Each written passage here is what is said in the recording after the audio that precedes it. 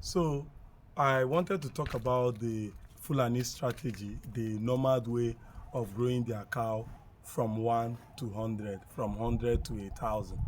And I was able to observe this because of the years I've stayed with them in the farm here, and how I've seen them as my neighbors grow their stock. And formerly, I used to wonder, is it by raising these cows from day one to when they are 1 year old, before they start taking in, it will take them another 9 to 10 months for their gestation period before they now keep just one calf?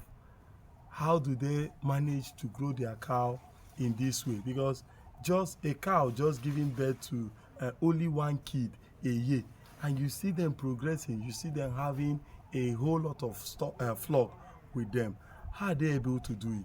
So I said I will talk about this strategy, and we can adopt this strategy not just in cow business but in every aspect of our farming process, whether you are into piggery, whether you are into poultry, whether you are into goat farming, or whether you are into aquaculture, that is fish farming.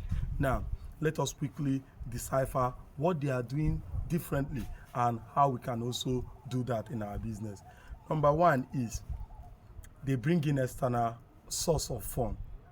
How do they do that external source of fund? Because the only work that they know, the nomad, I'm not, when I talk about the Fulani, I'm not talking about the whole tribe in Central. No, I mean those that rear cows, those that their business is rearing cow from place to place and in bushes. So what they do, that they have their sons. So they send their sons to a bigger farm, to a bigger ranch, that another person have more cows.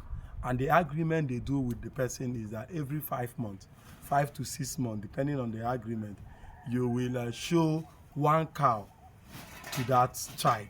So when the child want to start work, the day he's starting work, you show him one cow, a male cow. It doesn't matter whether the cow is small or whether the cow is big, but at the end of 5 months, that cow is already his own.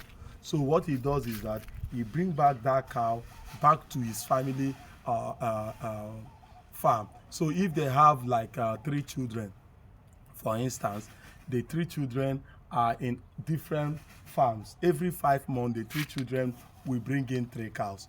How does that apply to us? Since we cannot send our own kid to go and be rearing cow in another farm, it means that we can also be bringing in extra fund to support our agri business. So if you have a goat farm and you started a goat farm with just 10 goats, and you're currently doing maybe another job, it is best that you determine a number of goats that you can add to your flock every month, instead of trying to use the money to beautify your farm, to build more this, build more that you will not use at the end of the day. You rather use that money to continue to add flock to your animals. Now the second way they use it is through trading. Now the way they do their trading is different from just going to the bush, buying cow and selling. No, they don't do that. What they do is this. Let's assume that the man have just 20 cows. He will rear the cows during the rainy season. During the rainy season, there is enough grass for them to eat.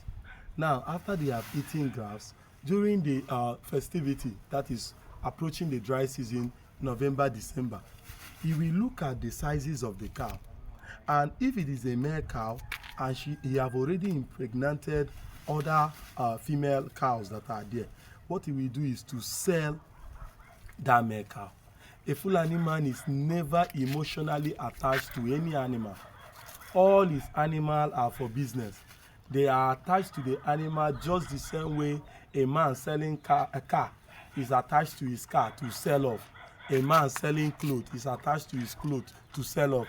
A man selling beer is attached to his beer to sell off.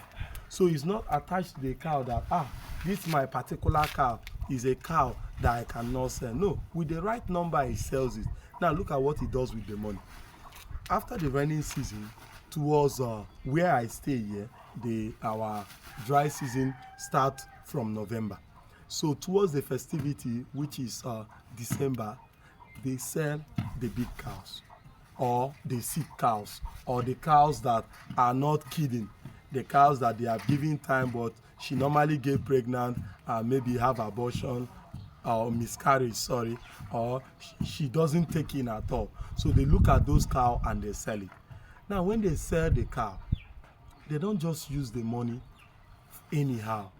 They determine what is their problem. If their problem is a 10,000 naira problem, a 20,000 naira problem, they will remove, imagine that they sell the cow for like 300,000.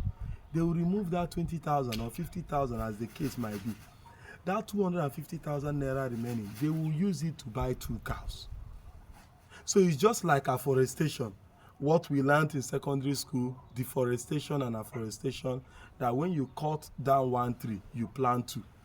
The Fulani man will sell 1 cow, and the same van, the same vehicle that carried the cow from his house to the market to sell, we wait for him. Is the same vehicle that will carry 2 and come back. So if he is selling 3, rest assured that he will use the money to find smaller ones that like 6 and bring back 6. So this is somebody that just removed 3 cows from his flock. The flock is supposed to remain 17. But no, he got money, he solved his problem with the money, and he brought back 6. So instead of reducing, it is increasing. So these 2 strategies is what I have observed about them, and they keep growing their flock. And that small cows that you see that they bring, just give them 4 months or 5 months. You will not even know the difference between that cow and the other one that have just left. So if you apply this strategy in your own business, you'll be able to progress. Now let's assume that you are into goat farming and you have some stock. Your goats, some of your goats are not kidding. Some of your goats normally have miscarriage. You have a male goat that is very good because of inbreeding. After impregnating all the other female, you are not supposed to keep it. So if you sell that male goat, you are supposed to bring in 2 more, maybe 1 female and 1 more male goat. That is what you are supposed to bring in order to groom them. By that, try this for 6 months or try this for a year. You'll be surprised how your flock will continue to grow, and you also have little money to solve some of your problems. One love.